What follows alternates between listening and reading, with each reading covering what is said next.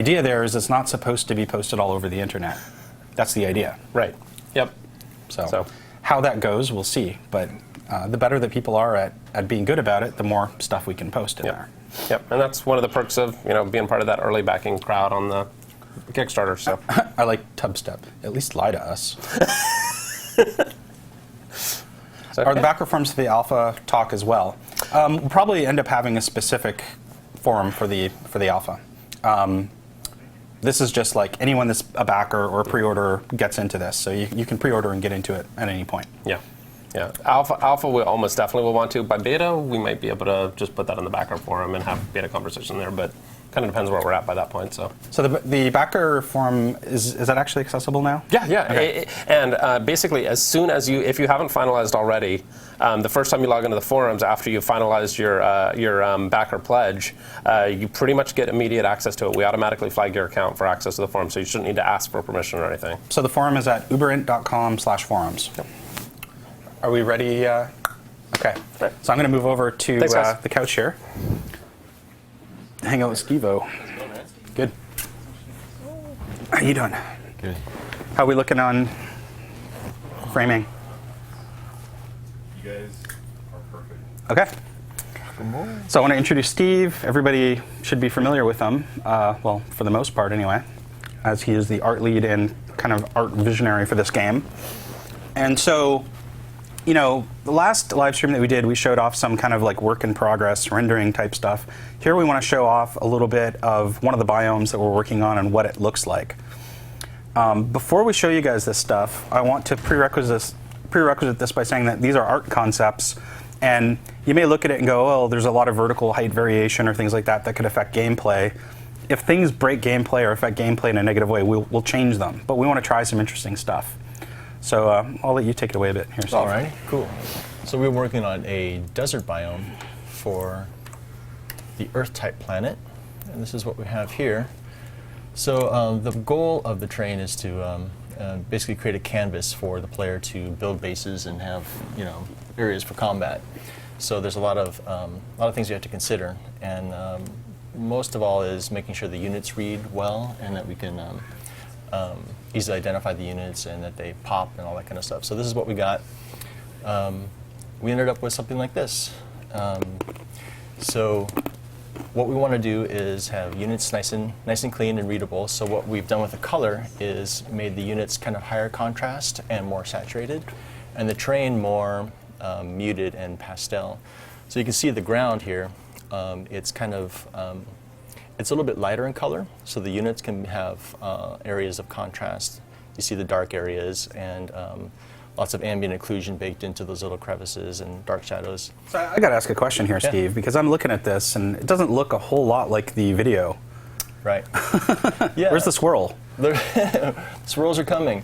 We will probably integrate the swirls because we love them so much with some of the texturing techniques that you're thinking about right now.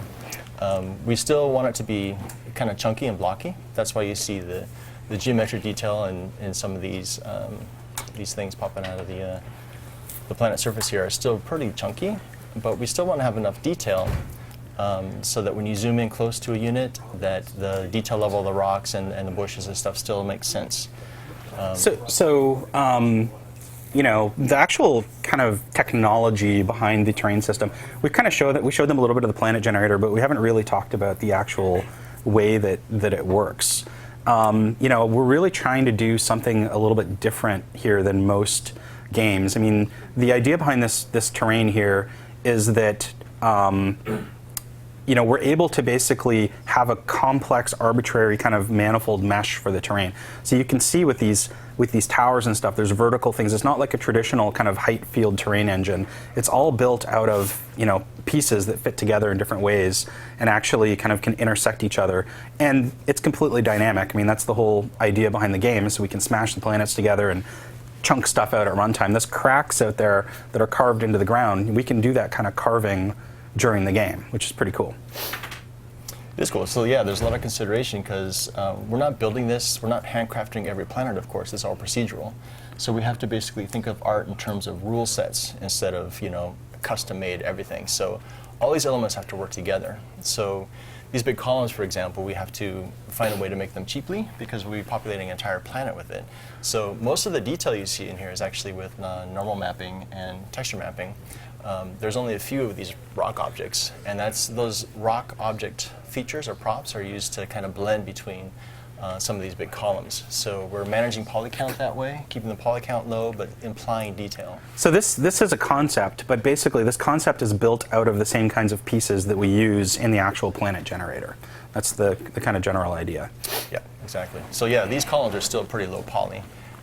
You're getting more polys with these features, but those are, you know, more scattered around and add that kind of detail level.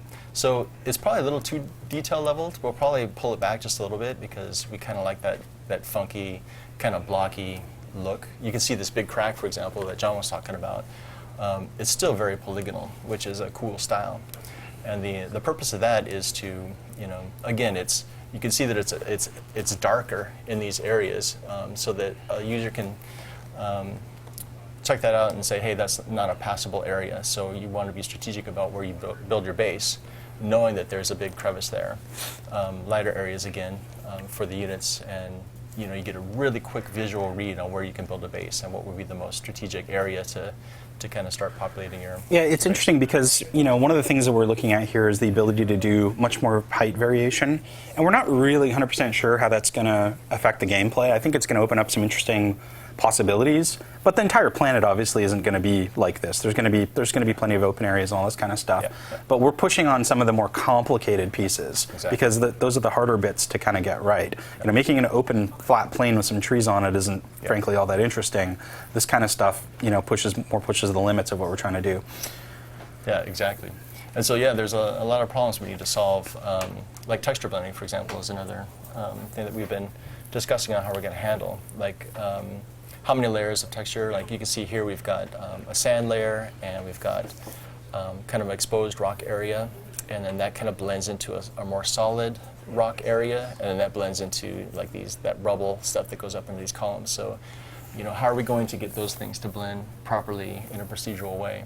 And not just for, you know, blending these nodes together, but also adding, you know, texture variant across the entire planet, and minimizing tiling or eliminating tiling altogether with more macro textures that are used to kind of maybe mask out areas that are tiled, but you won't see that. So again, we're trying to solve a lot of problems in this concept and flesh it out with our procedural generation.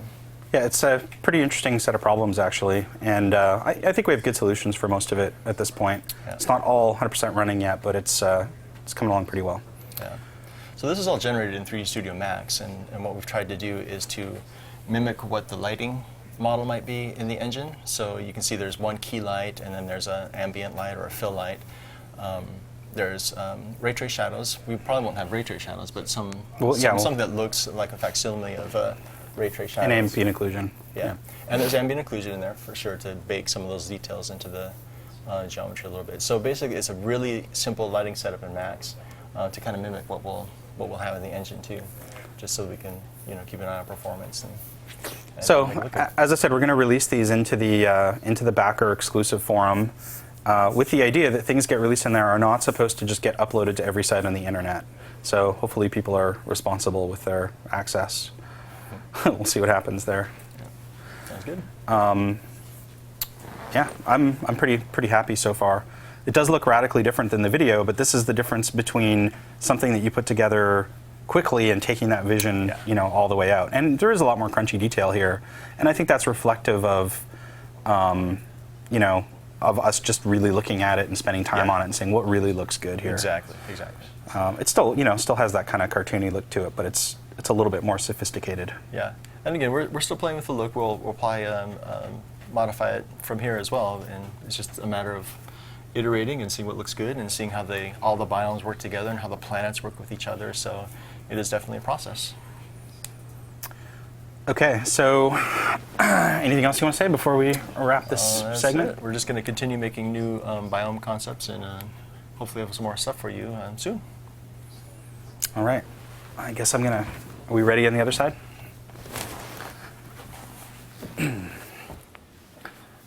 All right. It's like live, moving between different sets. So the next segment I wanted to do, and I wanted to do this a while ago, we've just been so busy, is get Mike Robbins on here. Mike Robbins, otherwise known as Saurian, is one of our guru programmers. So, let's do a little bit of Q&A here at the beginning, just so you can introduce yourself. Sure. How did you kind of get started in making games like this? I got started as a modder, modding for the original Spring Commander and also for Forged Alliance. I spent 2.5 years working on an AI mod for that game. And, not to be modest about it, but everybody thought your AI was like the best. Yeah, actually, there was a neat article. I can't remember what website or if it was PC Gamer that did an article that said that GPG was going to be focusing more resources on the AI for Forged Alliance, specifically because of the AI mods that were available in the community. So, you basically have a pretty deep experience in AI, but since you've been here, you've been working on all kinds of stuff. Yeah. Yeah. So why don't you talk a little bit about the kinds of things that you've been working on that aren't AI, and then we'll talk about AI. Well, I got to start off doing a lot of low-level engine work, which I haven't had the opportunity to do before. Things for supporting multi-platform and multi-threading and that sort of thing. And I've never gotten a chance to do that before. I've mainly focused on AI in my career. You even put together our setup that builds across Linux, Mac, and PC. Our build system. Yeah, I have 4 machines underneath my desk right now. 3 of them are the build boxes. So that's you probably haven't done that before either, right? No, never. So the way we work at Uber is we just hire smart people and they work on stuff that needs to be done. And so AI is really his kind of thing, but at this early in the game, it doesn't make sense to actually write AI code when the game isn't there yet. Right. Right. So you did the build stuff, you did a bunch of low-level engine stuff, and then recently you've been working on unit orders and that kind of stuff, right? Yeah, a lot more gameplay stuff. The fact that the game has units, there has to be classes and stuff to support it. Unit orders for moving, building, factory queues, that sort of thing.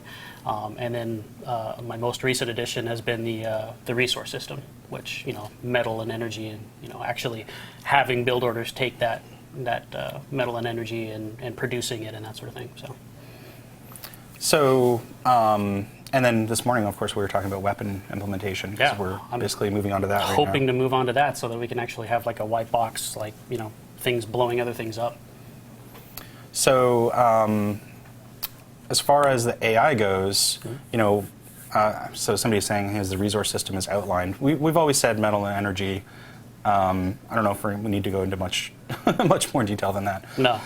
So, as far from the AI standpoint, to me, there's 2 different types of AI in the game. Mm-hmm. There's the unit AI, what the units do when you execute an order, right? And some of the kinds of things that we've been talking about doing are actually pushing some AI smarts into that area, right? Things like area targeting, having bombers split up to, not radically overkill targets and stuff like that. Yeah, I'm looking forward to that. So that's one aspect of it. And then the other aspect is the actual strategic AI, the higher level control AI that you would play against as a player. Exactly.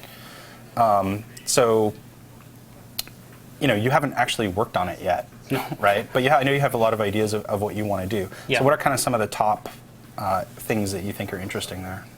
Well, area commands are really interesting to me. I absolutely love the idea. I love the idea when it was brought up during, Spring Commander days, to actually have units, intelligently pick out targets. You don't tell the unit bombers all to target one thing, because they're going to drastically overkill it. Having them spread out and choose targets so that 10 bombers go after that guy, a couple go after that guy, a couple go after that guy, that sort of thing. I'm really looking forward to doing that.